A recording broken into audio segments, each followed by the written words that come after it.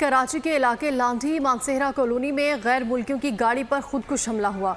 776.68 billion का जो है वो एक्सपोर्ट किया है भारत ने। और इसमें ये कहा जा रहा है कि जी काफी बड़ी एक्सपोर्ट है जो इस बार इन्होंने अचीव किया है 2024 में। भारत ने 5 जापानी टारगेट पर थे और ये वैसे ही एकदम आत्मघाती हमला था। सुबह के टाइम पे करीब 6-7 बजे के आसपास ये हमला हुआ। दुनिया ने बहुत से इल्जामात लगाए कि हम लाइन के दोनों तरफ खेलते हैं। हमलावरों ने सोचा कि ये चीनी हैं, चाइनीज हैं और उन पर हमला कर दिया। हमें अपनी लॉन्ग टर्म पॉलिसीज वज़ा करते हुए ये कभी सोच रही नहीं कि बाद में जो आज पॉलिसी, आज जो बीज हम बो रहे हैं, 25-30 साल बाद हमने इसका खमियाजा कैसे भुगतना है। इसी दौरान ये खबर कि इंडिया की मतलब ऑल टाइम एक नया रिकॉर्ड उन्होंने सेट किया है। 776 बल्कि 777 बिलियन यूएस डॉलर्स की उन्होंने एक्सपोर्ट्स की है फाइनेंशियल ईयर्स 2024 में। हमने ये झादी तैयार करने शुरू की और बड़े इज़्ज़त के साथ उनको हम गले लगाते थे, दुनिया में पेश करते थे। हकीकत ये है कि कबायली अज़ला और पुख्तनख्वा वहाँ पे कोई दिन ऐसा नहीं गुजरा है कि कोई ना कोई वाक़या दहशतगर्दी का ना हुआ हो। अब क्या चीज़ है और पांचवी बड़ी इकोनॉमी एज एक्सपोर्ट इकोनॉमी बन चुके हैं वो। नमस्ते दोस्तों, जय हिंद। हिंदुस्तान स्पेशल में आपका स्वागत है। दोस्तों, पाकिस्तान के कराची शहर में विदेशी नागरिकों को निशाना बनाकर हमला किया गया। विदेशी नागरिक के वाहन पर आत्मघाती हमला हुआ। इस वाहन में कुल 7 लोग सवार थे, जिनमें 5 जापानी नागरिक भी थे। यह हमला कराची में मानसेहरा कॉलोनी में हुआ। इस हमले में 5 जापानी नागरिक बाल बाल बचे, लेकिन वाहन के ड्राइवर और सिक्योरिटी गार्ड की मौत हो गई है। पुलिस का कहना है कि यह हमला जापानी नागरिकों को निशाना बनाकर किया गया। पाकिस्तान में बीते कुछ सालों में चीनी नागरिकों को भी इसी तरह निशाना बनाकर उन पर हमले किए जा रहे हैं। हाल ही में चीन के 5 इंजीनियर्स की पाकिस्तान में आतंकी हमले में मौत हो गई थी।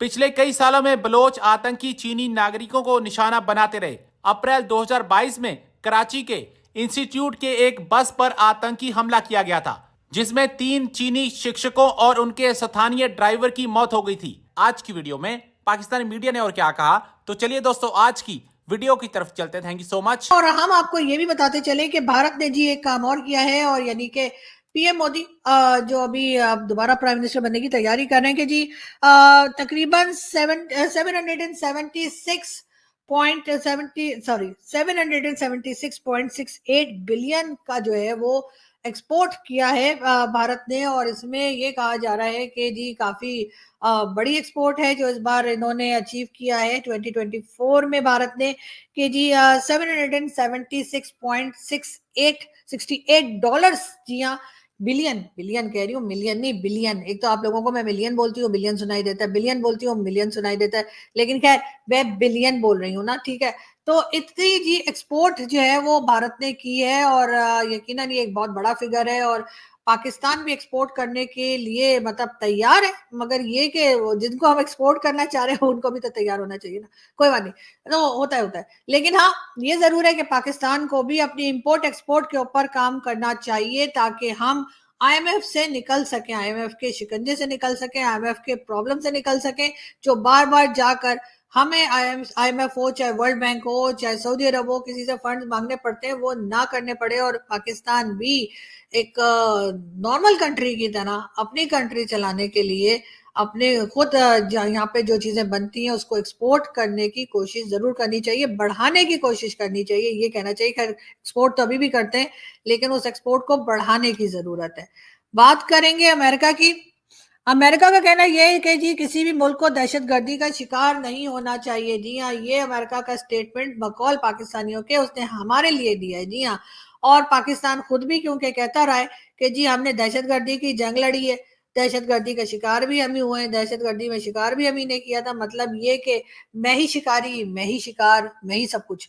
तो अब अमेरिका ने जी स्टेटमेंट दिया है कि पाकिस्तान के साथ है।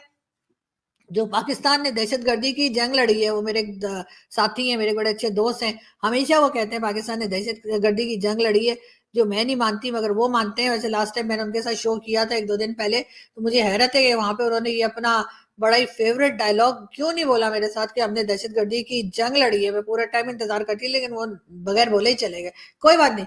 तो बहरहाल अब अमेरिका का भी ये कहना है कि जी किसी भी कंट्री में टेररिज्म नहीं होनी चाहिए। बहुत अच्छी बात है, और ये बात अगर वो पाकिस्तान को लेकर कह रहे हैं तो पाकिस्तान को भी सोचना चाहिए कि जो भारत से बार बार बात की जाती है उस बात को अब खत्म करें और अब इस किस्म की एक्टिविटीज को रोकें, पाकिस्तान से होने से रोकें, ताकि भारत के साथ टर्म्स बेहतर हो सके, ट्रेड ओपन हो सके एक दूसरे के साथ, यानी जो पड़ोसी के तौर पर हम बेहतर तरीके से एक दूसरे के साथ रह सकें और साथ चल सकें। कराची में हुआ आज एक हमला जिसमें 5 जापानी टारगेट पर थे और ये वैसे ही एकदम आत्मघाती हमला था। सुबह के टाइम पे करीब 6-7 बजे के आसपास ये हमला हुआ। जापानी अपने जहाँ पे वो ठहरते थे, जहाँ वो रह रहे थे, वहां से और जा रहे थे वहां पर जहां पर वो काम करते थे। हमलावरों ने सोचा कि ये चीनी हैं, चाइनीज हैं और उन पर हमला कर दिया। खैर ये जापानी टारगेट थे, ऐसा कोई इंफॉर्मेशन नहीं है कि ये जापानी ही टारगेट पे थे। चीनी ज्यादातर टारगेट पर रहते हैं। अभी तक किसी ने इसकी जिम्मेदारी तो नहीं ली है, लेकिन जो हमारे पास इंफॉर्मेशन है उसके हिसाब से ये इसमें मारे गए हैं तकरीबन 2 लोग, एक सिक्योरिटी गार्ड और एक ड्राइवर। पहली चीज। दूसरी चीज ये पता ये भी लग रहा है कि 2 जो आतंकी थे वो भी मारे गए हैं। 2 आतंकी जिन्होंने हमला किया वो भी मारे गए हैं। एक हाई लेवल इंक्वायरी ऑर्डर कर दी गई है, लेकिन इसके बाद जो होना है वो बहुत डेंजरस चीज है। वो ये कि एक बार फिर चाइना पाकिस्तान को कॉलर से पकड़ लेगा कि ये क्या हुआ। जापानी लोग जो थे, मेरे पास जो खबर है और मेरे पास जो वीडियोस हैं, अगर मैं वो दिखा दूं आपको तो उसमें बहुत ही ये विभत्स तस्वीरें, ये वो है, ये गाड़ी की हालत है। गाड़ी कुछ इस तरीके से टूटी फूटी दिख रही है आपके सामने, और जो पूरी की पूरी टीम है, मतलब बस 5 लोग, 5 जापानी इसमें बच गए। ये बताया जा रहा है कि ये जो हमला था ये आत्मघाती हमला था, और गार्ड जो था वो बचाने के लिए बीच में आया। गार्ड का इंटरव्यू भी मैंने सुना। एक गार्ड का इंटरव्यू, हो सकता है 2-3 गार्ड रहे हों, एक गार्ड का इंटरव्यू ये था कि एक गाड़ी सामने आ गई जापानियों की गाड़ी के आकर के, और एक साइड से आई, साइड से आकर के उसने अपने आप को ब्लास्ट किया। अच्छा, एक कहीं पे एक स्पीड ब्रेकर था, वहां पे हमला हुआ। पहले आपको मैं विजुअल्स भी दिखाना चाहूंगा कि वहां की एक्चुअल सिचुएशन क्या है।